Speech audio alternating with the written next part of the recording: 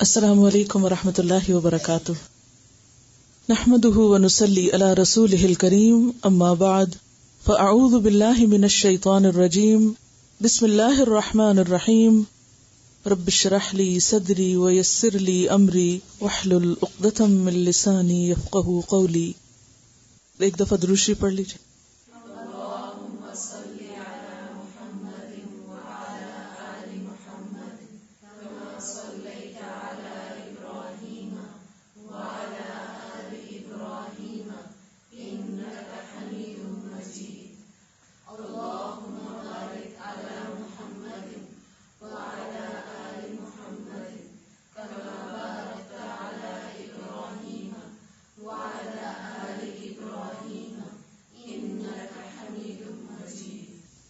دعا مانگیے. اللہم کما حسنت خلقی فحسن خلقی. دوسری دعا بھی واہدنی لأحسن الاخلاق لا یہدی لأحسنها الا انت واصرف عنی سیئها لا يصرف عني سيئها الا انت.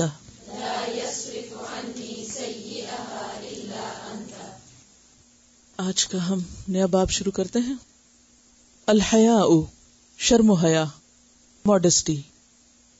حیا کا لفظ حا یا سے ہے. حیا کا مطلب ہوتا ہے زندہ ہونا، تو حیا لفظ حیات سے ہے، زندگی سے ہے. حیا مقصورہ بھی لکھا جاتا ہے اور ممدودہ بھی، یعنی حمزہ کے بغیر صرف الف کے ساتھ بھی. تو حیا کا لفظ عربی زبان میں بارش، تر و تازگی اور نباتات کے لیے آتا ہے. بارش، تر و تازگی اور نباتات کے لیے. بارش سے موسم خوشگوار ہوتا ہے، تر و تازگی ہوتی ہے، اور اسی طرح جب ہر طرف سبزہ ہوتا ہے، نباتات ہوتی ہیں، تو اس وقت بھی ایک بہار کی کیفیت اور ایک خوشگوار کیفیت پیدا ہوتی ہے. یہی لفظ پھر آگے چل کر شرم و حیا کے لیے استعمال ہونے لگا. تو اس سے آپ اندازہ لگائیے کہ لفظ حیا ہے کہاں سے، اور حیا لاتا کیا ہے انسان کی زندگی میں.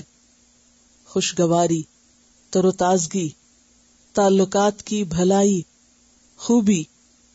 اور یہ ایک حقیقت ہے کہ دل کی زندگی بھی حیا کے ساتھ ہے. اگر حیا نہ ہو تو دل مردہ ہوتا ہے. حیا گویا دل کا جاگنا ہے، زندہ ہونا ہے. یعنی یہ زندگی کس کی زندگی ہے؟ دراصل دل کی زندگی ہے. اور دل میں ایک ایسی کیفیت کا پیدا ہونا جس کو انقباض کہا جاتا ہے، یعنی ایک اندر جھجک اور اپنے اندر ہی ضمیر کا جاگنا اور احساس کی شدت کا نام ہے، جو انسان کو برائی سے روک دے، جو اللہ تعالی کے جاننے کے بارے میں کہ اللہ سب جانتا ہے اس کا پورا یقین رکھے. یعنی جو اللہ کے علم کا احساس رکھے یا اللہ کے علم کے احساس پر مبنی ہو. جیسے کہ سورۃ العلق آیت 14 میں آتا ہے، الم یعلم بان اللہ یرا، کیا وہ نہیں جانتا کہ اللہ دیکھتا ہے. اور یعلم خائنۃ الاعین وما تخفی الصدور، وہ جانتا ہے نگاہوں کی خیانت کو اور جو دلوں میں پوشیدہ ہے، جو دل چھپائے ہوئے ہیں. تو گویا حیا دل کی زندگی ہے، دل کا وہ احساس ہے جو انسان کو ہمیشہ چوکنا رکھتا ہے، جو انسان کے لیے برائی سے ایک روک بن جاتا ہے. آپ دیکھیے کہ اگر کوئی شخص مردہ ہو تو اس کو نہیں پتا کہ اس کے آس پاس کیا ہو رہا ہے. اسی طرح اگر کوئی شخص سو رہا ہو تو اس کو کوئی احساس نہیں ہوتا کہ اچھا ہو رہا ہے یا برا ہو رہا ہے، کون کیا کر رہا ہے. سوتے ہوئے انسان کو نہیں پتا ہوتا. بالکل اسی طرح اگر انسان کا دل مردہ ہو، دل سویا ہوا ہو، تو دل یا انسان اپنی غلطیوں کو نہیں دیکھ سکتا، اپنی خرابیوں کو نہیں جان سکتا اور اچھے برے کی تمیز نہیں کر سکتا اور برائی پر خود کو نہیں روک سکتا، تو حیا ایک طرح سے باخبر ہونے کا نام بھی ہے۔ ام المومنین فرماتی ہیں رأس مکارم الاخلاق الحیاء، اچھے اخلاق کا رأس یعنی اوپر کا حصہ، ٹاپ کا حصہ حیا ہے۔ گویا اگر حیا ہے انسان کے اندر کا ایک احساس جاگتا ہے جو اسے اچھے اور برے میں فرق سجھاتا ہے، تو ہی انسان کے اندر حقیقی معنوں میں اچھا اخلاق پیدا ہو سکتا ہے۔ نبی صلی اللہ علیہ وسلم کے بارے میں آتا ہے، بخاری کی روایت ہے، کان رسول اللہ صلی اللہ علیہ وسلم اشد حیاء من العذراء فی خدرها فاذا رأى شیئا یکرہہ عرفناہ فی وجہہ، کہ نبی صلی اللہ علیہ وسلم کنواری دوشیزہ جو اپنے پردے میں ہوتی ہے اس سے بھی بڑھ کر باحیا تھے۔ جب آپ کسی ناپسندیدہ چیز کو دیکھتے تو ہم آپ کے چہرے سے اندازہ کر لیتے۔ تو اس سے کیا پتہ چلتا ہے کہ حیا ایک پسندیدہ چیز ہے، اور جتنی زیادہ کسی کے اندر حیا ہے اتنا ہی ایمان ہے۔ نبی صلی اللہ علیہ وسلم نے فرمایا الحیاء والعی شعبتان من شعب الایمان والبذاء والبیان شعبتان من شعب النفاق۔ ترمذی کی روایت ہے، الحیاء حیا، جو کہ بنیادی طور پر ایک اندر کی کیفیت ہے، اندر کی پکڑ ہے، خود کو خود پرکھنے اور خود کو خود جانچنے کی کیفیت کا نام ہے۔ والعی، اور بولنے سے عاجز ہونا، گفتگو میں عاجزی، ایمان کی شاخوں میں سے 2 شاخیں ہیں۔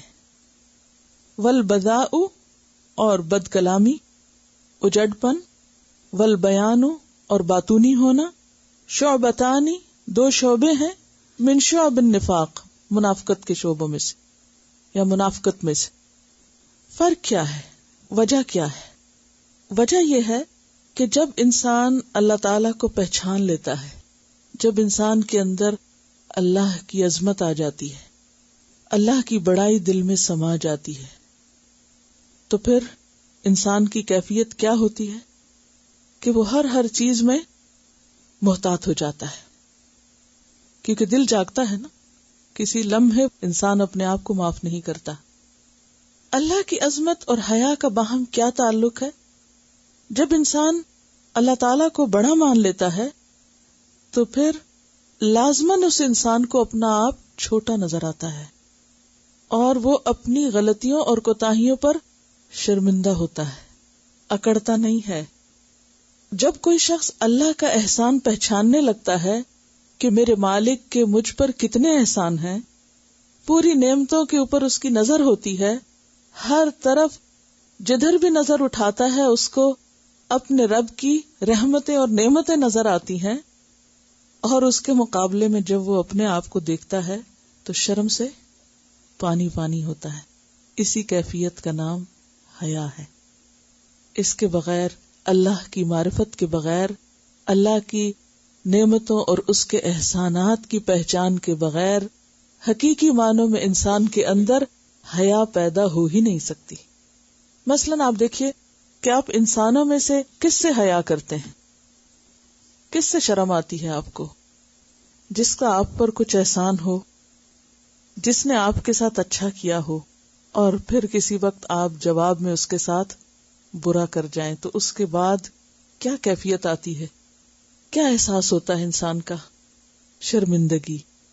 شرمندگی، یہی شرمندگی، یہی احساس ندامت حیا کو جنم دیتا ہے کہ اس رب نے میرے ساتھ کیا کیا اور میں کیا کر رہا ہوں۔ جب انسان کا دل جاگتا ہے تو ہی اس کو یہ فرق نظر آتا ہے، یہ فرق نظر آنے لگتا ہے۔ مردہ دل کو یہ فرق نظر نہیں آتا۔ جب ہی انسان پھر تنہائی میں بیٹھ کے روتا ہے کہ یا رب تو اتنا عظیم اور میرے کرتوت کیسے، اب میں کہاں کہاں تیری نافرمانیاں کرتا ہوں، کہاں کہاں میں نے تجھ سے حیا نہیں کی۔ کیونکہ جب انسان اللہ سے حیا نہیں کرتا تو پھر ہر برائی کر سکتا ہے۔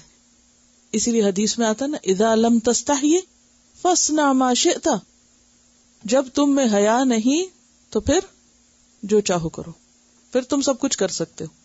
پھر انسان کسی حد پہ رکتا نہیں.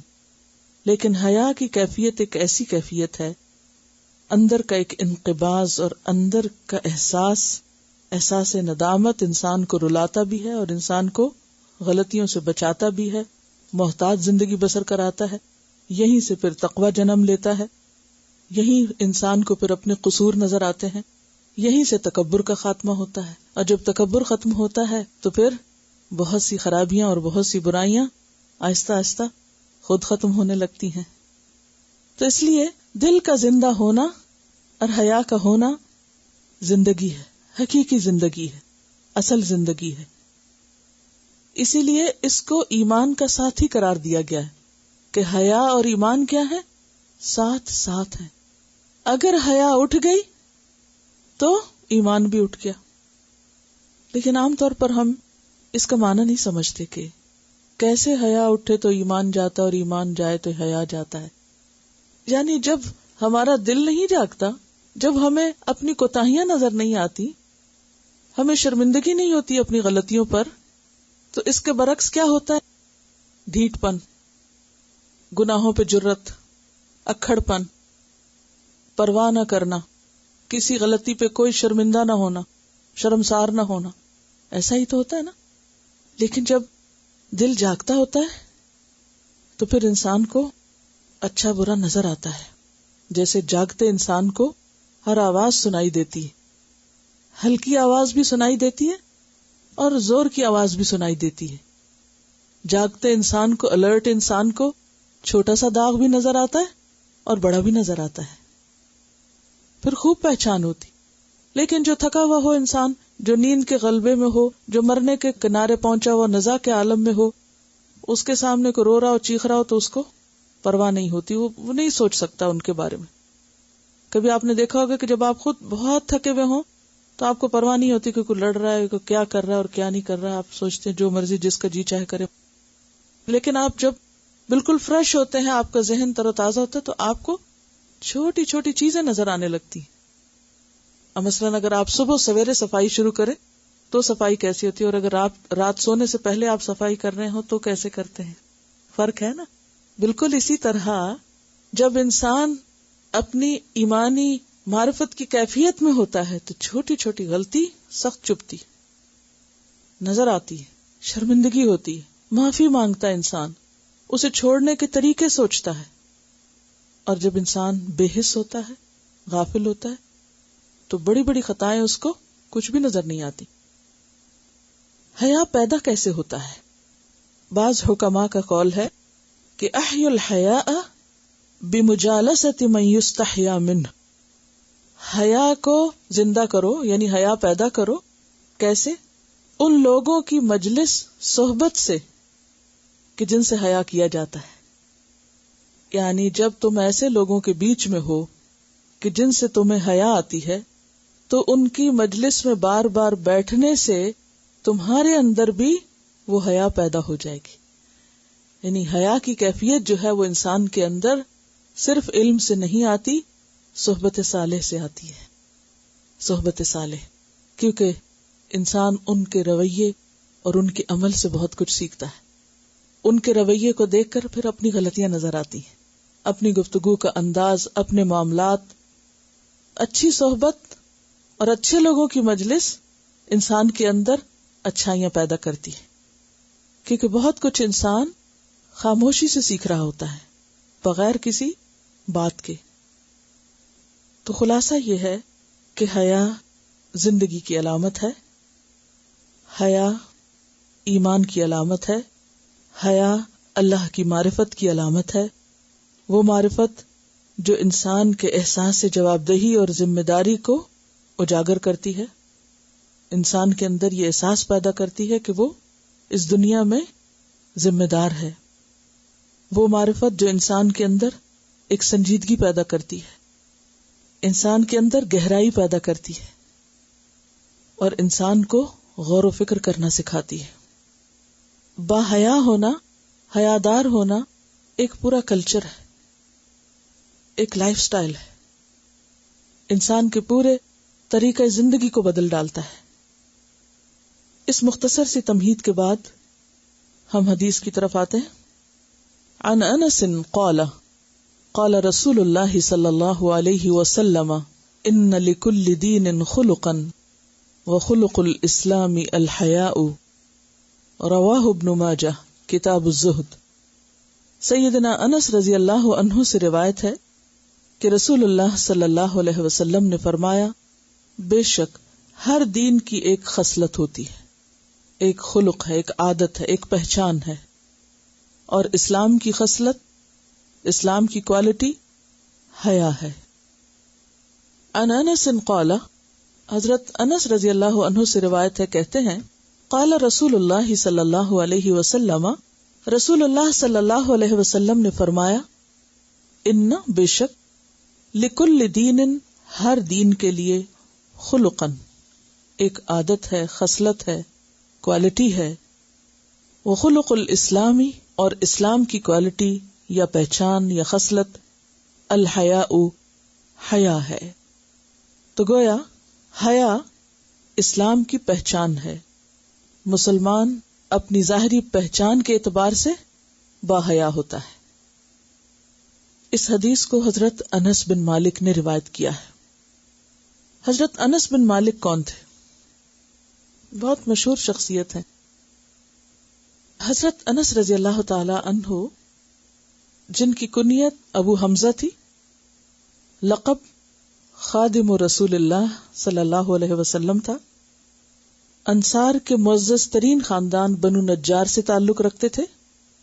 والدہ کا نام ام سلیم تھا، یہ ان کی کنیت تھی. نام سہلہ تھا، جیسے سہیلہ لکھتے ہیں نا، اسی طرح سہلہ یعنی آسان، ایزی. سہلہ بنت ملحان تھا. ان کی دوسری بہن ام حرام بنت ملحان تھی. ام سلیم نے نبی صلی اللہ علیہ وسلم کے مدینہ آنے سے پہلے اسلام قبول کر لیا تھا، اور ان کے شوہر ان کے اسلام قبول کرنے پر بالکل راضی نہیں تھے. شوہر کا نام مالک تھا. بہت سخت ناراض ہوئے، اور ناراض ہو کر گھر چھوڑا، شہر چھوڑا، ملک چھوڑا، شام میں جا بسے اور وہیں فوت ہو گئے. اور پیچھے انس ان کے پاس تھے. ذرا سوچیے آپ اس بات کو کہ ایک شوہر اپنی بیوی کو چھوڑ رہا ہے کس پر؟ اسلام قبول کرنے پر. اب وہ گھر چھوڑ کے چلا جاتا ہے. ذرا سوچیے تھوڑی دیر کے لیے، اپنے آپ کو رکھ کے دیکھیے اس جگہ پر. ہم میں سے کتنے لوگ ہوں گے جو پھر بھی اسلام پر قائم رہے؟ ہم کہیں گے تم واپس آؤ، میں اسلام بھی چھوڑتی ہوں، تمہاری خاطر سب کرنے کو تیار ہوں. ہم تو اسلام بھی بیچ ڈالیں دنیا کی خاطر. بہرحال اللہ تعالیٰ ہر ایک کو اس کی حیثیت کے مطابق ہی آزماتا ہے. تو ان خواتین کی بہت بڑی قربانیاں ہیں. جب شوہر چلے گئے تو اس کے بعد ابو طلحہ نے ان کو نکاح کا پیغام دیا. ابو طلحہ مدینہ کے معزز ترین لوگوں میں اور بہت مالدار لوگوں میں سے تھے، بہت بڑے باغ کے مالک تھے. ابو طلحہ مسلمان نہیں تھے. انہوں نے ان کو کہا کہ تم اگر اسلام قبول کر لو تو وہ اسلام میرا حق مہر ہوگا، میں تم سے کچھ بھی نہیں لوں گی. عرب کے معاشرے میں حق مہر کو چھوڑ دینا، اور پھر وہ بھی اس مرد سے جو خود بہت مالدار ہے، کوئی معمولی بات نہیں ہے. اس سے آپ ان کے ایمان کا اندازہ کریں. یعنی وہ تو کہتی شکر ہے اتنا زبردست انسان، اس نے مجھے پروپوز کیا، اتنے باغوں کا مالک، اتنا مالدار، سب کچھ، بس مسلمان ہے یا نہیں؟ ٹھیک ہے، ہاں کر دو. نہیں، شرط رکھی، اور بہت خوبصورت انداز سے کہ تم ابو طلحہ ایک سمجھدار انسان ہو اور لکڑی اور پتھر کاٹ کے اس سے بت بنا کے پوچھتے ہو، اگر تم ان کو چھوڑ دو، مسلمان ہو جاؤ، تو میں شادی کے لیے تیار ہوں. بہرحال وہ مسلمان ہو گئے، اور اس طرح ایک خاتون نے ایک بہت زبردست انسان کو مسلمان کیا. اور آپ جانتے ہیں کہ ان کا بہت بڑا باغ تھا جس کو انہوں نے پھر فی سبیل اللہ دیا تھا. تو وہ بھی ظاہر ہے کہ ان کے تعاون سے ہی دیا ہوگا بیوی کے. نبی صلی اللہ علیہ وسلم جب مدینہ تشریف لاتے ہیں تو انس اس وقت 9-10 سال کی عمر کے تھے، اور حضرت ام سلیم انگلی سے پکڑ کے ان کو نبی صلی اللہ علیہ وسلم کے پاس لے آتی ہیں اور کہتی ہیں کہ اللہ کے رسول صلی اللہ علیہ وسلم، میرا یہ بیٹا آپ کی خدمت کرے گا اور یہ لکھنا بھی جانتا ہے. اور اس زمانے میں لکھنا ایک بہت بڑی خوبی شمار ہوتی تھی. اس سے آپ اندازہ لگائیں کہ خود کتنی سمجھدار خاتون ہوگی کہ جنہوں نے اپنے اولاد کی تعلیم پر بھی توجہ دی، جبکہ آس پاس کوئی ایسا نہیں تھا. بہرحال حضرت انس آپ کے خادم ہوئے. فجر کی نماز سے پہلے آپ کی خدمت میں حاضر ہوتے. آج ہم اپنے بچوں کو دیکھیں، کوئی اٹھے گا اس وقت فجر سے پہلے اور وہ آپ کے پاس پہنچتے، اور پھر دوپہر تک ساتھ رہتے. ظہر کی نماز کے بعد گھر جاتے، پھر واپس آتے، پھر عصر کے بعد واپس جاتے. بہرحال زندگی اسی طرح گزرتی رہی. 10 سال جب تک آپ صلی اللہ علیہ وسلم زندہ رہے وہ آپ کی خدمت میں رہے. سیدنا انس رضی اللہ عنہ کہتے ہیں کہ رسول اللہ صلی اللہ علیہ وسلم سب لوگوں سے زیادہ اچھے اخلاق کے مالک تھے. ایک دن آپ نے مجھے ایک کام پر جانے کو کہا تو میں نے کہا کہ اللہ کی قسم میں نہیں جاؤں گا. یعنی آپ کے سامنے کہہ رہے ہیں، بچے تھے نا، اللہ کی قسم میں نہیں جاؤں گا. تھوڑی دیر کے لیے سوچیے اگر ہمارا کوئی بچہ ہمیں کہے. لیکن میرے دل میں یہی تھا کہ جس کام کے لیے آپ حکم دیتے ہیں جاؤں گا. یہ بچوں کی ایک ہوتی ہے نا، الٹی باتیں کرتے ہیں. جو انہیں کرنا ہوتا ہے وہ کہتے ہیں نہیں کروں گا، حالانکہ انہیں کرنا ہوتا ہے. اور ماں کو سمجھ آ جاتی ہے کہ جب یہ نہ کر رہے ہیں تو اس کا مطلب ہے کہ کریں گے. آخر میں وہاں سے نکلا، یعنی کام کے لیے کہا تو میں نکل گیا، کام کرنے جانے لگا. یہاں تک کہ مجھے کچھ لڑکے بازار میں ملے جو کھیل رہے تھے، اور میں ان کو دیکھنے لگ گیا. کام میں دیر ہو گئی. یکایک رسول اللہ صلی اللہ علیہ وسلم نے پیچھے سے آ کر میری گردن پکڑ لی. میں نے آپ کی طرف دیکھا، یعنی اچانک پیچھے سے آ کے پکڑی ہوگی نا. میں نے دیکھا آپ ہنس رہے تھے. آپ نے فرمایا انیس، انس کی تصغیر ہے، انیس تو وہاں گیا جہاں میں نے جانے کا حکم دیا تھا، تو نے وہ کام کیا؟ کیونکہ آپ کو بھی پتا تھا یہ کہہ رہا نہیں کروں گا اور یہ کرے گا، اسی لیے پوچھا کہ تم نے وہ کیا؟ میں نے کہا جی ہاں یا رسول اللہ صلی اللہ علیہ وسلم، میں جاتا ہوں، میں بھی جا رہا ہوں. حضرت انس نے کہا اللہ کی قسم میں نے 9 برس تک آپ کی خدمت کی، مجھے یاد نہیں کہ کسی کام کے لیے جس کو میں نے کیا ہو تو آپ نے یہ فرمایا کہ تو نے ایسا کیوں کیا، یا کسی کام کو جو میں نے نہ کیا ہو آپ نے فرمایا ہو کیوں نہیں کیا. اس کا تعلق بھی حیا سے ہے. ایک اور روایت میں حضرت انس کہتے ہیں کہ رسول اللہ صلی اللہ علیہ وسلم کی ہتھیلی سے زیادہ نرم میں نے کسی دیباج و حریر کو بھی محسوس نہیں کیا. یعنی آپ صلی اللہ علیہ وسلم کی ہتھیلی جو تھی وہ اتنی نرم تھی کہ جیسے کوئی کسی ریشم پہ ہاتھ رکھ دے. اور آپ کی خوشبو سے زیادہ مجھے کوئی خوشبو اچھی نہ لگی. میں نے 10 سال متواتر آپ کی خدمت کی، اور اس پورے عرصے میں آپ نے مجھے اف تک نہ کہا. جو کام میں کر دیتا اس کے متعلق کبھی یہ نہیں کہا کہ یہ کیوں کیا، اور جو میں نہ کرتا اس کے بارے میں کبھی یہ نہ فرمایا کہ تو نے یہ کیوں نہ کیا. بخاری اور مسلم کی روایت ہے. یعنی کبھی نہیں مجھے ڈانٹا. ایک مرتبہ آپ نے ان کو کسی کام کے لیے بھیجا. جب گھر پہنچے حضرت انس تو کچھ دیر ہو چکی تھی. ماں نے پوچھا کہاں تھے تم؟ تو انہوں نے کہا کہ مجھے آپ صلی اللہ علیہ وسلم نے کسی کام کے لیے بھیج دیا تھا. کیا کام تھا؟ نہیں، وہ ان کا راز تھا، وہ میں نہیں آپ کو بتا سکتا. کہنے لگی کہ دیکھو اگر آپ نے منع کیا ہے تو یہ بات کسی کو بھی نہیں بتانا. اچھا ہم ہوتے تو کیا کہتے؟ اچھا مجھے تو بتا دو، میں تمہاری ماں ہوں، باقی اور نہیں کسی کو بتانا.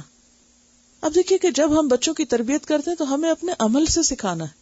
جو بات ہم انہیں کہہ رہے ہیں کہ یہ نہیں کرنا، پہلے وہ خود پہ صبر اور ضبط کر کے خود نہیں کرنا، خود مثال بننا ہے کہ دیکھو مجھے بھی نہیں بتا اور کسی اور کو نہیں بتانا کیونکہ یہ آپ کا راز ہے. اور حضرت انس نے وہ بات پوری زندگی کسی کو نہیں بتائی. آپ کے ایک شاگرد تھے، بہت خاص شاگرد، حضرت ثابت. تو ایک دفعہ ان کو مخاطب ہو کے کہتے ہیں کہ ثابت اگر وہ حضور کا راز نہ ہوتا اور مجھے کسی کو بتانا ہوتا تو واحد تم تھے جسے میں بتاتا، لیکن چونکہ آپ کا راز تھا اس لیے میں کسی کو بھی نہیں بتاتا. کس قدر امانت دار تھے. اس کو امانت کہتے ہیں. راز ہے، ایک بات ہے، نہیں بتائی، نہ ماں کو بتائی نہ اپنے خاص شاگرد کو بتائی. بہرحال نبی صلی اللہ علیہ وسلم ان سے بہت زیادہ خوش ہوتے اور ان کو انیس کہہ کے بھی پکارتے. انیس کی بجائے انیس تصغیر کا صیغہ ہے. اور کبھی میرے پیارے بیٹے کہہ کے پکارتے، اور ایک بار او 2 کانوں والے کہہ کے پکارا. یعنی محبت کے انداز ہے نا، او 2 کانوں والے. ہر ایک کے 2 کان ہوتے ہیں لیکن بچوں کو ایسی باتیں اچھی لگتی. بہرحال حضرت عمر رضی اللہ تعالیٰ عنہ کے دور تک مدینہ میں رہے. پھر حضرت عمر نے ان کو اور ان کے ساتھ 10 لوگ اور تھے، ان کی ایک جماعت کو بصرہ بھیجا لوگوں کو تعلیم دینے کے لیے. پھر وہاں انہوں نے مستقل رہائش اختیار کر لی، ساری زندگی پھر وہیں پر رہے بصرہ میں. نبی صلی اللہ علیہ وسلم ان سے بہت خوش ہوتے، ان کو اکثر دعائیں دیتے، اور ایک مرتبہ ان کو دعا دی، اللہم اکثر مالہ وولدہ وادخلہ الجنہ، اے اللہ اس کو مال بھی زیادہ دینا، اولاد بھی زیادہ دینا، اور اس کو جنت میں داخل کرنا. بہرحال دنیا میں اللہ نے ان کو بہت مال دیا. وفات کے وقت ان کے بیٹوں اور پوتوں کی تعداد 100 تھی. جب یہ فوت ہوئے تو 100 بیٹے اور پوتے تھے ملا کر. تو اس سے آپ اندازہ لگائیں کہ دعا کیسے پوری ہوئی. تو کہا کرتے تھے آپ کی 2 دعائیں تو پوری ہو گئی، مجھے امید ہے کہ اللہ تیسری بھی پوری کر دے گا، وَأَدْخِلْهُ الْجَنَّةَ. تو یہ آپ کے دل سے وہ نکلی ہوئی دعائیں تھیں جو حضرت انس کو لگی. بہرحال آپ سفر اور حضر میں آپ کے ساتھ رہتے ہر جگہ پر، اور براہ راست بہت کچھ سیکھنے کا اتفاق ہوا. اور پھر اس کے بعد 1000 سے زائد احادیث آپ سے روایت بھی کی. ساری زندگی تعلیم دینے کا کام کیا، اور اس کے ساتھ ساتھ بعض جنگوں اور دیگر کاموں پر بھی فائز ہوئے. بحرین کے گورنر بھی بنائے گئے، اور اس کے علاوہ بھی کچھ اور کام ان کی زندگی کے ملتے ہیں. حضرت انس یہ حدیث روایت کرتے ہیں، اور آپ اکثر احادیث کے شروع میں ان کا نام دیکھیں گے، انس ابن مالک. اس باپ کے بیٹے جو اسلام کی وجہ سے ناراض ہو کر چلا گیا، اسے نہیں معلوم کہ اس کی اولاد نے کیسا کیسا کام کیا. اس کو کہتے ہیں یخرج الحی من المیت، کہ زندہ کو مردہ سے نکالتا ہے. تو انس بن مالک رضی اللہ عنہ یہ روایت کرتے ہیں کہ آپ صلی اللہ علیہ وسلم نے یہ بتایا کہ ہر دین کا، یعنی ہر ریلیجن کا کوئی نہ کوئی ایک امتیازی نشان ہوتا ہے کہ جس کی وجہ سے وہ پہچانا جاتا ہے. اور اسلام کی پہچان کس میں ہے؟ حیا میں. اور حیا اگرچہ اندر کی ایک کیفیت ہے، لیکن براہ راست انسان کے عمل پر اثر انداز ہوتی ہے. انشاءاللہ زندگی رہی تو بتاؤں گی کہ حیا کا دائرہ کار کہاں کہاں ہے، کس طرح گفتگو میں، لین دین میں، اللہ تعالی سے معاملہ کرنے میں انسان کے اندر حیا کس طرح کام کرتا ہے، یعنی حیا کے مختلف سمتیں کیا ہیں. اگلی حدیث ہے عن ابی ہریرہ عن النبی صلی اللہ علیہ وسلم قال الایمان بضع وستون شعبۃ والحیاء شعبۃ من الایمان رواہ البخاری کتاب الایمان. سیدنا ابو ہریرہ رضی اللہ عنہ سے روایت ہے کہ نبی کریم صلی اللہ علیہ وسلم نے فرمایا کہ ایمان کی 60 سے کچھ اوپر شاخیں ہیں، اور حیا بھی ایمان کی ایک شاخ ہے. الایمان بدع، بدع کا لفظ آتا ہے 3 سے 9 تک کی تعداد کے لیے. یعنی اگر ہم 10 کے اوپر 3 سے زیادہ اور 9 سے کم ہندسہ استعمال کریں تو بعض اوقات ایگزیکٹ فگر بتایا جاتا ہے، اور بعض اوقات بدع کا لفظ بتا دیا جاتا ہے. تو الایمان بدع و ستون، 60 ستہ سے، شعبتن شعبہ ہے، شاخ، والحیاء اور حیا شعبتن ایک شعبہ ہے، من الایمان ایمان میں سے، یا ایمان ہی کی ایک شاخ ہے.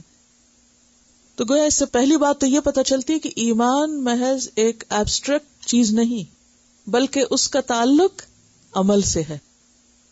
ایمان محض زبانی اقرار کا نام نہیں، ایمان صرف دل کا یقین نہیں، بلکہ عمل میں اس کے اظہار کا نام ہے. تو ایمان کی 60 سے اوپر شاخیں، یعنی ایمان کا دائرہ کار بہت وسیع ہے. ایمان کی کئی برانچز ہیں، ایمان سے بہت کچھ پھوٹ کے نکلتا ہے، اور اس میں سے ایک چیز حیا بھی ہے. عن ابی ہریرہ قال قال رسول اللہ صلی اللہ علیہ وسلم الحیاء من الایمان والایمان فی الجنۃ والبذاء من الجفاء والجفاء فی النار. سیدنا ابو ہریرہ رضی اللہ عنہ سے روایت ہے کہ رسول اللہ صلی اللہ علیہ وسلم نے فرمایا، حیا ایمان میں سے ہے، اور ایمان جنت میں لے جاتا ہے، اور بے حیائی کوڑا کرکٹ ہے. اور کوڑا کرکٹ آگ میں لے جاتا ہے. الحیاء من الایمان، جیسے کہ پچھلی حدیث میں بھی آیا کہ شعبۃ من الایمان، اور یہاں ہے من الایمان. والایمان فی الجنہ، اور جنت میں لے جانے والی چیز ایمان ہے. والبذاء، اور فحش گوئی. بذاء فحش گوئی یا گفتگو میں جھگڑا کرنا، جھگڑالو پن، باتوں میں ایک دوسرے کے ساتھ بد کلامی کرنا. من الجفائی، جفا میں سے ہے. یہ لفظ دو طرح پڑھا گیا ہے، جفا بھی اور جفا بھی. اگر جفا پڑھا جائے تو آپ نے یہ لفظ قرآن پاک میں بھی پڑھا ہے. کیا معنی پڑھا تھا وہاں؟ جھاگ اور کوڑا کرکٹ. اور اگر اسے جفا پڑھا جائے تو جفا کا معنی ہوتا ہے بدسلوکی، کھردرا پن، اعراض کرنا، بدسلوکی سے پیش آنا، یعنی بد اخلاقی اور اکھڑ پن سے پیش آنا. یعنی کوئی شخص آرام سے بات کرے تو جواباً اس پہ برس پڑنا، جھگڑ کے جواب دینا، سختی سے جیسے کولڈ رویہ اختیار کرنا، یہ سب چیزیں جفا میں آتی ہیں. اردو میں بھی لفظ جفا استعمال ہوتا ہے، وفا کے اپوزٹ جفا کا لفظ استعمال ہوتا ہے، لیکن عربی میں یہ لفظ خاص طور پر اجڑ پن، کھردرے پن، بد اخلاقی اور بدسلوکی کے لیے آتا ہے، کہ دوسرے کے ساتھ اچھا رویہ اختیار نہ کرنا، نرمی سے معاملہ کرنے کی بجائے سختی سے معاملہ کرنا. فرمایا والبذاء من الجفاء، کہ فحش گوئی جو ہے، بدتمیزی سے بات کرنا، دوسروں کے سر چڑھ کے بولنا، دوسروں کے ساتھ تلخ کلامی کرنا، یہ اجڑ پن کی علامت ہے. اور یہ بہت بڑی حقیقت ہے. آپ نے دیکھا ہوگا کہ سلجھے ہوئے اور سمجھدار انسان کی گفتگو اور کلام مختلف ہوتا ہے کس سے؟ انسیولائزڈ شخص سے. وہ لوگ جو عام طور پر تعلیم اور سویلائزیشن اور مینرز سے دور ہوتے ہیں تو ان کی گفتگو میں بھی سختی پائی جاتی ہے. مثلا گفتگو کی سختی کیا ہوتی، کیسے ہوتی؟ تلخی سے بات کرنا، اور کیا آتا ہے اس میں؟ تیز لہجے میں بات کرنا. اور ذرا سا سوچئے، کیونکہ یہ بہت سخت بات ہے کہ والجفاء فی النار، اجڑ پن اور یہ کھردرا پن اور بد اخلاقی آگ میں لے جانے والی، کیونکہ کوڑا کرکٹ ہے نا. تو کوڑا کرکٹ کہاں پھینکتے ہیں آپ؟ جلا دیتے ہیں اس کو. ورتھ لیس ہے. نامناسب الفاظ کا استعمال جو دوسروں کو تکلیف دیں، مثلا تانے دینا، کسی کو طنز کرنا اور چیخ چلا کے بولنا، بڑبڑا کے بولنا، یہ بھی تو دوسروں کے لیے تکلیف کا سبب بن جاتا ہے نا. بے عزتی دوسرے کی کرنا، جھلائے ہوئے انداز میں بات کرنا، کندھے جھٹکنا، ہاتھ جھٹکنا، چلتے ہوئے پاؤں مارنا، یہ ساری چیزیں اجڑ پن ہے. اجڑ پن. عباد الرحمن کون ہوتے ہیں؟ وعباد الرحمن الذین یمشون علی الارض ہونا واذا خاطبهم الجاہلون قالوا سلاما. اور کیا ہوتا ہے اجڑ پن؟ کس کو کہتے ہیں؟ آپ نے کبھی نہیں اجڑ پن کا لفظ سنا؟ جس میں کوئی تہذیب نہ ہو، تمیز نہ ہو، جس میں کوئی پولائٹنس نہ ہو، کروڈ جس کو کہتے ہیں، کروڈ ٹون کے ساتھ بات کرنا. اور اس میں آپ دیکھیے کہ گفتگو جو ہوتی ہے نا، وہ صرف زبان سے نہیں ہوتی، باڈی لینگویج جو ہے وہ بہت بڑا رول پلے کرتی ہے. ایکسپریشن، چال ڈھال، آنکھوں کے تاثرات، پیشانی کے بل اور چہرے کا، کیونکہ اس میں خاص طور پر لفظ اعراض کرنا جو ہے، یعنی منہ موڑ کے بات کرنا، جسے قرآن پاک میں کہا گیا نا وَلَا تُسَعِّرْ خَدَّكَ لِلنَّاسِ، لوگوں سے منہ موڑ کے بات نہ کرو. اجڑ پن جو ہے یہ انسیولائزڈ ہونا ہے، لاؤڈ ہونا، جسے عام طور پہ ہم کہتے ہیں نا کہ لاؤڈ ہو گیا، جھڑک کے ڈانٹ کے بات کرنا اور بے لحاظی سے بات کرنا. یہ ساری اگر لسٹ ہم لکھ لینا اور لکھ کے وہاں بورڈ پہ بھی لگا دیں اور ہفتہ بھر آتے جاتے اس پہ نظر ڈالتے رہیں اور اپنے آپ کو یعنی کہ ایک طرح سے آئینہ بنا لیں اور دیکھیں کہ ہم کر کیا رہے ہیں. بعض اوقات گفتگو میں نامناسب الفاظ کا استعمال، یعنی دوسرے کو اوئے کر کے بلانا یا دوسرے کو حقیر کر کے مخاطب کرنا. کہتے کہ جیسے ہمارے لوگ بارگیننگ کرتے ہیں، دے اسٹارٹ یلنگ، اور دوسرے کے اوپر چیخنا چلانا، اور پھر بعض اوقات دوسرے کا نقلیں اتارنا. یعنی بعض لوگ بات کرتے ہوئے دوسرے کو چینگے لگانے لگتے ہیں یا نقلیں اتارنے لگتے ہیں. یعنی غیر مہذب ہونے کے جتنے بھی اعمال ہیں وہ سب اس میں شامل. اس سے آپ اندازہ لگائیں کہ جنت کے لیے اللہ تعالیٰ جن لوگوں کو سلیکٹ کرنا چاہتا ہے وہ اس کی سلیکشن بہت زبردست ہے. اندر باہر سے کھنگال کے اور پوری طرح جائزہ لے کے، جیسے دنیا میں کسی خاص پوسٹ پہ کسی کو رکھنا ہو تو اس کے لیے جب انٹرویو ہوتا ہے، ٹیسٹ وغیرہ ہوتے ہیں، پورا ایک میڈیکل ٹیسٹ ہو رہا ہے اور ایموشنل اور مینٹل اور پتہ نہیں کہاں کہاں سے وہ ہر لحاظ سے، نہیں جتنی بہترین کسی کی جاب ہو سکتی ہے یا بہترین مقام یا بہترین کوالٹی کسی کی ہو سکتی ہے، اس کے مطابق ہی اس کو کھنگالا اور پرکھا جاتا ہے. تو جنت کے لیے اللہ سبحانہ وتعالی بہترین مخلوق کا چناؤ کرنا چاہتے ہیں جن کو وہاں وہ اس طرح بسائیں کہ خوبصورت جنت میں خوبصورت لوگ ہی ہوں. جفا میں 3 چیزیں آ جائیں گی: الفاظ، ٹون اور باڈی لینگویج. انہوں نے کچھ اپنا ایک ایکسپیرینس مجھ سے شیئر کیا تو میں چاہتی ہوں یہ آپ سب کے ساتھ بھی کریں. السلام علیکم. کچھ ٹائم پہلے جب میں جاب کے لیے ٹرائی کر رہی تھی تو اس میں وہ انٹرویو سکلز بتاتے ہیں، تو وہ ٹریننگ دیتے ہیں کہ آپ انٹرویو کیسے دیں. اس کے لیے وہ کیا کرتے ہیں کہ ایک کمرے میں موک اپ انٹرویو کرتے ہیں. اس میں کچھ نہیں ہوتا، صرف ایک ٹیبل اور 2 چیئرز ہوتی ہیں، اور جو آپ کا لیڈ ہوتا ہے یا وہ لیڈی تھی تو وہ ایسے بیٹھتی ہیں جیسے وہ انٹرویو کر رہی ہیں، اور وہاں پر ان کے پیچھے کیمرہ لگا ہوتا ہے. تو وہ جیسے آپ داخل ہوتے ہیں اس وقت سے ساری چیزیں وہ ریکارڈ کرتے ہیں کہ آپ کیسے اندر آئے، کیسے آپ بیٹھے، آپ کے فیس کے فیچرز کیسے تھے، آپ کے بیٹھنے کا طریقہ کیسا تھا، آپ میں کانفیڈنس ہے نہیں ہے. اور پھر جب وہ باتیں کرتے ہیں تو وہ کویسچنز پوچھتے ہیں سارے، اور اس کے حساب سے ساری چیز آپ کی ریکارڈ ہوتی ہے جب تک آپ واپس باہر چلے جاتے. پھر وہ کیا کرتے ہیں کہ جب وہ سارے کلاس میں باقی اسٹوڈنٹس ہوتے ہیں تو ان کے ساتھ وہ ویڈیو ڈسپلے کرتے ہیں، سب پلے بیک کرتے ہیں، اور سارے لوگ وہ بیٹھ کر دیکھتے ہیں، اور سب کو پھر وہ چانس دیتے ہیں کہ اب آپ دیکھیں اس کو اور بتائیں کہ اب غلطی کہاں تھی، اچھا کیا تھا، بہتر کیا ہو سکتا ہے. تو وہ سب پوائنٹ کرتے ہیں کہ اور وہ خود جب دیکھتے ہیں تو لگتا ہے کہ ہم ایسے کر رہے تھے. میں سوچ رہی تھی کہ دنیا میں کسی پوسٹ کے لیے سلیکشن کرتے ہوئے اتنے اہتمامات اور غلطیوں کی کیسے کیسے اصلاح اور کیسے کیسے حال حلیے کو اور انداز کو اور پوسچر کو اور ہر چیز کو بہتر بنانے کی ترکیبیں. اللہ تعالیٰ نے جنت کے چناؤ کے لیے جو ہمیں لسٹ دے رکھی ہے اور جو چیزیں ہم سے ریکوائرڈ ہیں وہ بھی اسی طرح سب ریکارڈ ہو رہی ہیں، اور بتا بھی دیا، اسوہ حسنہ بھی دکھا دیا کہ یہ ہے آئیڈیل، یہ ہے اصل نمونہ، اور اس کے مطابق تم ہو جاؤ گے تو میری اس بہترین جنت میں داخل ہو جانا. کمی کوتاہی تو کوشش کے باوجود اللہ تعالیٰ معاف کر دیں گے، ورنہ قیامت کے دن یہ سب ری پلے ہوگا جو کچھ ہم یہاں کر رہے ہیں.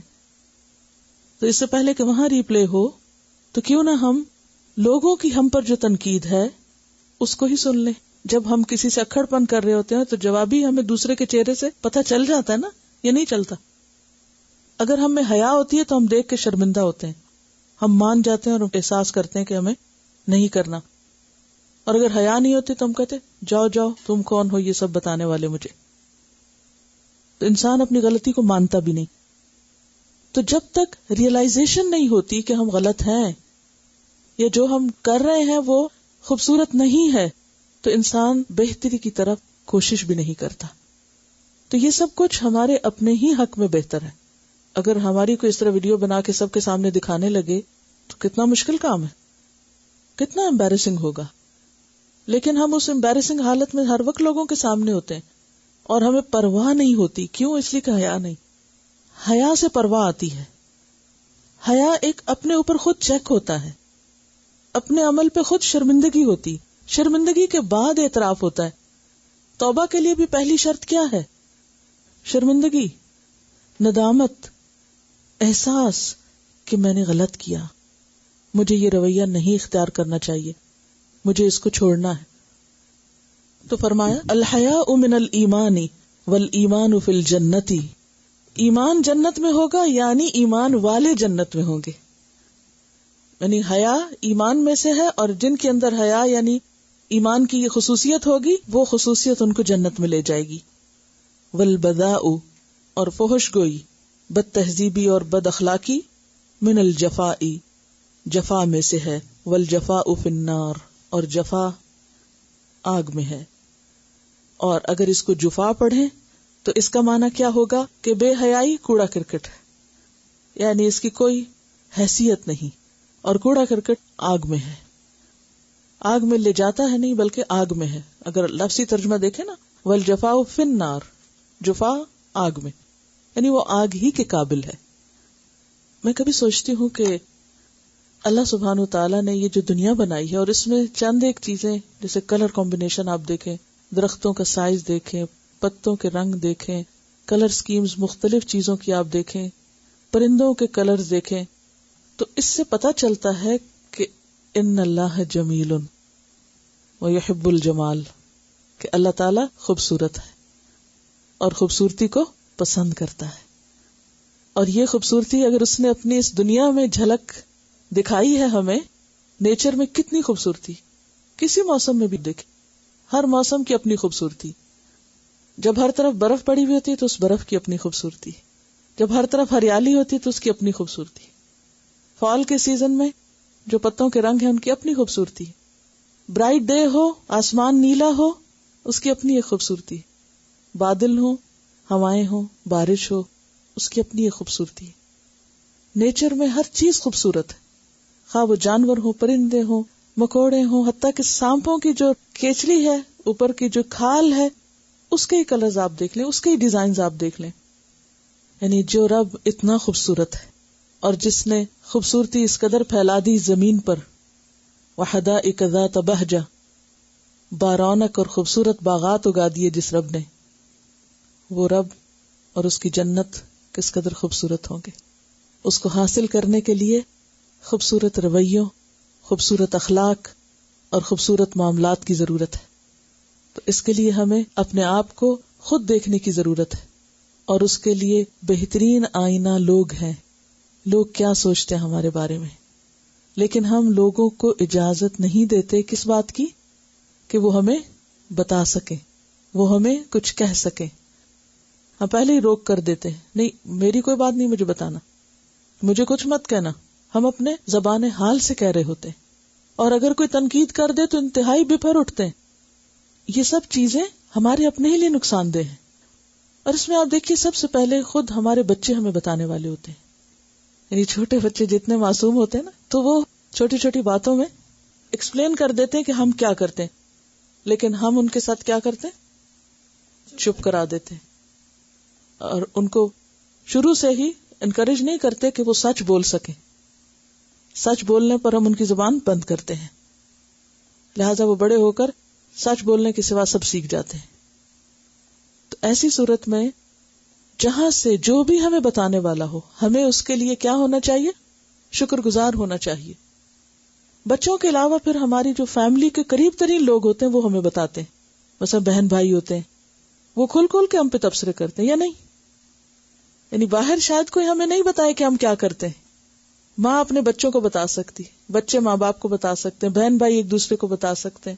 ایکسٹینڈیڈ فیملی میں آپ دیکھیے اور رشتہ دار آپ کو فیڈ بیک دے سکتے ہیں کہ آپ کیا کر رہے ہیں. لیکن ان سب کے ساتھ ہم کیا کرتے ہیں، سنتے ہیں ان کی بات، اہمیت دیتے ہیں. بلکہ جو کہیں روایت در روایت بھی ہم تک کوئی بات پہنچ جائے تو دل میں پال کے رکھ لیتے کہ اچھا فلاں نے میرے بارے میں یہ کہا، اب میں اس سے نپٹوں. بہرحال خاص طور پہ پھر ہم بچوں کے ساتھ کیا معاملہ کرتے ہیں، اس پر ایک پوئم تھی جو ایک نیوز لیٹر میں چھپی تھی، تو ایک بہت اچھا آئینہ ہے، یہ بھی ذرا دیکھنا چاہیے. Family. I ran into a stranger and he passed by. Oh, excuse me please, was my reply. He said, please excuse me too. I wasn't watching for you. We were very polite, this stranger and I. We went on our way and we said goodbye. But at home a different story is told. How we treat our loved ones, young and old. Later that day, cooking the evening meal, my son stood beside me very still. When I turned, I nearly knocked him down. Move out of the way, I said with a frown. He walked away, his little heart broken. I didn't realize how harshly I'd spoken. While I lay awake in bed, God's still small voice came to me and said, while dealing with a stranger, common courtesy you use, but the family you love, you seem to abuse. Go and look on the kitchen floor. You'll find some flowers there by the door. Those are the flowers he brought for you. He picked them himself. Pink, yellow and blue. He stood very quietly, not to spoil the surprise. You never saw the tears that filled his little eyes. By this time I felt very small, and now my tears began to fall. I quietly went and knelt by his bed. Wake up, little one, wake up, I said. Are these the flowers you picked for me? He smiled. I found 'em out by the tree. I picked 'em because they're pretty like you. I knew you'd like 'em, especially the blue. I said, Son, I'm very sorry for the way I acted today. I shouldn't have yelled at you that way. He said, Oh Mom, that's okay. I love you anyway. I said, Son, I love you too. And I do like the flowers, especially the blue. It's a beautiful picture of our behavior. کہ اگر ہم باہر کسی سے ذرا سا بھی کوئی ٹچ کر جائیں یا کوئی ہم سے تھوڑی سی بھی غلطی ہے تو ہم کئی دفعہ سوری بولیں گے, ایکسکیوز می بولیں گے. لیکن گھر میں اگر بچہ رستے میں آ جائے تو ایک دم اس پہ چلا پڑیں گے کہ تم یہاں کھڑے کیوں ہوئے تھے جو مجھے ٹکر لگی. یہی تو ٹیسٹ ہے ہمارا. یہاں اگر ہم پاس ہو جائیں تو پاس ہیں, لیکن کچھ بھی ناممکن نہیں, سب ہو سکتا ہے اگر ہم آئینہ دیکھ لیں, تہیا کر لیں کہ نہیں مجھے یہاں بھی وہی کرنا ہے جو میں دوسری جگہ کر رہی. کہتی ہیں کہ ہم چھوٹے تھے تو ہماری مدر کہا کرتی تھی کہ ستے پتنو چومیا تھی کی چومیا ہے, یعنی جب بچہ سو رہا ہو تو اس وقت آپ لاڈ کر رہے ہیں اس سے, تو یہ تو کچھ نہیں. بات یہ ہے کہ جب وہ تنگ کر رہا ہے اور اس وقت حوصلہ دکھایا جائے اور اس کے اعتماد کو بحال کیا جائے, کیونکہ وہ تو بہرحال بچہ ہے, اس سے تو غلطیاں ہوں گی. اور اس طرح ہم کتنا ہی بچوں کا کانفیڈینس اور ان کا اعتماد جو ہے وہ ختم کر کے رکھ دیتے ہیں. جہاں ہنسنا نہیں چاہیے وہاں ان کے اوپر ہم ہنسنا شروع کر دیتے ہیں اور وہ حیران پریشان دیکھتے ہیں کہ ہم نے کیا کیا. بعض اوقات معصوم حرکتیں ایسی ہوتی ہیں نا, جہاں ہمیں ان کو ڈانٹنا نہیں چاہیے وہاں ڈانٹ دیتے ہیں. اور اس طرح ہم جنریشن آفٹر جنریشن یعنی کہ بچوں کے ساتھ بھی ظلم کرتے ہیں. اب آپ دیکھیے حضرت انس کی جو ہم نے مثال آج پڑھی, وہ کیا کہتے ہیں کہ میں 10 سال آپ کی خدمت میں رہا, کسی بات پہ آپ نے مجھے ڈانٹا نہیں اور کسی بات پر آپ نے یہ نہیں کہا کہ یہ تم نے کیوں نہیں کیا. اب آپ دیکھیے کہ ایک بچہ 10 سال کی عمر میں, ہمارے بچے صبح فجر کی نماز پڑھنے کہاں جائیں گے؟ وہ 10 سال کی عمر میں فجر سے پہلے نبی صلی اللہ علیہ وسلم کی خدمت میں پہنچتے. کوئی معمولی بات نہیں ہے. اور ایک بچہ اگر اتنی قربانی کر کے آ رہا ہے تو کیوں آ رہا ہے؟ آخر اس کو محبت ملتی تو آ رہا ہے نا. ان سالم ابن عبداللہ ان ابیہ ان رسول اللہ صلی اللہ علیہ وسلم مر على رجل من الانصار وهو يعظ اخاه في الحياء فقال رسول الله صلى الله عليه وسلم دعه فإن الحياء من الإيمان. رواه البخاری کتاب الایمان. سیدنا سالم بن عبداللہ اپنے والد سے روایت کرتے ہیں کہ ایک دفعہ رسول اللہ صلی اللہ علیہ وسلم ایک انصاری شخص کے پاس سے گزرے, اس حال میں کہ وہ اپنے بھائی کو حیا کے بارے میں واز کر رہے تھے. آپ نے اس انصاری سے فرمایا کہ اس کو اس کے حال پہ رہنے دو, کیونکہ حیا بھی ایمان ہی کا ایک حصہ ہے. سالم بن عبداللہ اپنے والد سے روایت کرتے ہیں ان رسول اللہ کہ بے شک رسول اللہ صلی اللہ علیہ وسلم مر علی رجل گزرے ایک شخص کے پاس سے, یعنی راستے میں کوئی شخص دوسرے سے بات کر رہا تھا تو آپ اس کے پاس سے گزرے. من الانصاری وہ جو انصار میں سے تھا, وہ ہوا اور وہ یعظ نصیحت کر رہا تھا, اخاہ اپنے بھائی کو, فی الحیاء حیا کے معاملے میں.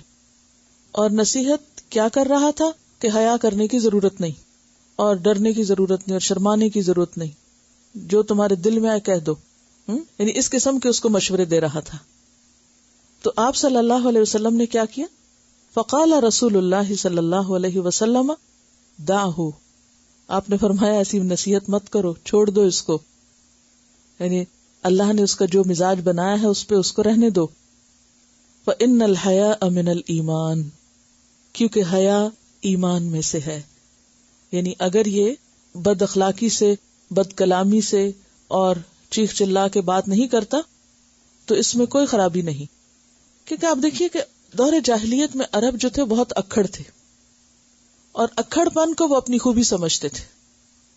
اور خاص طور پر آپ دیکھیے کہ جو بدو لوگ تھے, دیہاتی اجڑ, وہ جب آپ صلی اللہ علیہ وسلم کی مجلس میں آتے تو بسا اوقات آپ نے پڑھی ہیں ایسی روایات کہ جن میں انداز کلام میں ایک کھردرا پن تھا.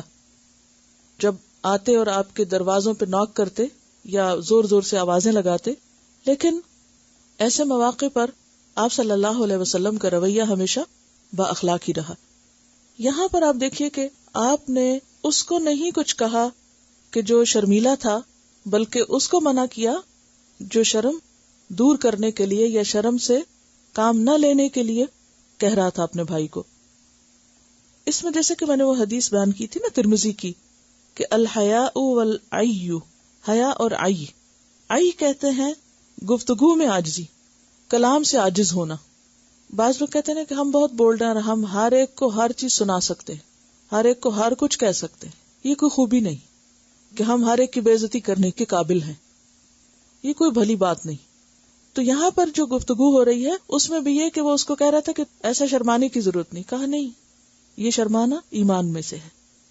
یعنی اس میں کوئی خوبی اور بھلائی نہیں کہ آپ سخت باتیں کر کے دوسرے کی بے عزتی کر کے اس کا دل توڑیں. تو یہ جو آئی کا لفظ ہے نا یہ بہت اہم ہے. آئی کا لفظ معنی ہوتا ہے تھکنا، عاجز ہونا، یعنی بہت زیادہ بولڈ نہ ہونا، بہت زیادہ نہ بول سکنا، یعنی بولنے میں ود ہولڈ کرنا، بولتے ہوئے شرما جانا. تو بہرحال آپ صلی اللہ علیہ وسلم نے کیا فرمایا کہ اس کو اس کے حال پر رہنے دو. عن ابی السوار العدوی قال سمعت عمران بن حسین قال قال النبی صلی اللہ علیہ وسلم الحیاء لا یأتی الا بخیر. ابی سوار العدوی سے روایت ہے کہ انہوں نے سیدنا عمران ابن حسین رضی اللہ عنہ سے سنا کہ نبی کریم صلی اللہ علیہ وسلم نے فرمایا حیا ہمیشہ بھلائی ہی لاتی ہے. ابو سوار العدوی سے کیا روایت ہے؟ انہوں نے ایک اور صحابی سے یہ روایت سنی کہ نبی صلی اللہ علیہ وسلم فرماتے ہیں کہ الحیاء لا یاتی، حیا نہیں لاتی الا بخیر مگر خیر ہی، یعنی جھجکنا، شرمانا اس میں کوئی برائی نہیں ہے اور اس سے کوئی نقصان نہیں ہوگا بلکہ اس سے بہتری ہی ہوگی. الحیاء لا یاتی الا بخیر، بولے الحیاء لا یاتی الا بخیر، الحیاء لا یاتی الا بخیر، الحیاء لا یاتی الا بخیر. آج کے موضوع سے متعلق ہوم ورک کیا ہوگا؟ اکھڑ پن میں جو بھی باتیں آتی ہیں ان کی لسٹ بنانا ہے اور ان کو اپنے اندر دیکھنا کہ کہیں ہمارے اندر تو نہیں ہے اس میں سے کچھ. اکھڑ پن، اجڑ پن اور بد اخلاقی، یعنی یہ تینوں ملی جلی چیزیں ہیں نا، جفا، ان تمام چیزوں کی لسٹ تیار کرنا جو جفا میں آتی ہیں یا جفا میں شمار ہوتی ہیں یا اکھڑ پن میں شمار ہوتی ہیں، بد تہذیبی اور بدتمیزی میں شمار ہوتی ہیں. اور اس میں تینوں چیزیں الفاظ، لہجہ اور باڈی لینگویج. اور پھر وہ لسٹ بنا کر، یعنی آپ ایسے بھی کر سکتے ہیں نا کہ کہیں بھی ایک کاغذ چپکا لیں، گھر میں کوئی اسٹیکی نوٹ لگا لیں اور پھر جہاں کوئی چیز اپنے میں دیکھیں، کسی میں دیکھیں تو فوراً وہاں لکھ لیں اور پھر اس کی روشنی میں اپنا جائزہ لیتے رہیں. وآخر دعوانا ان الحمد للہ رب العالمین. سبحانک اللہم وبحمدک، نشہد ان لا الہ الا انت، نستغفرک ونتوب الیک. والسلام علیکم ورحمۃ اللہ وبرکاتہ.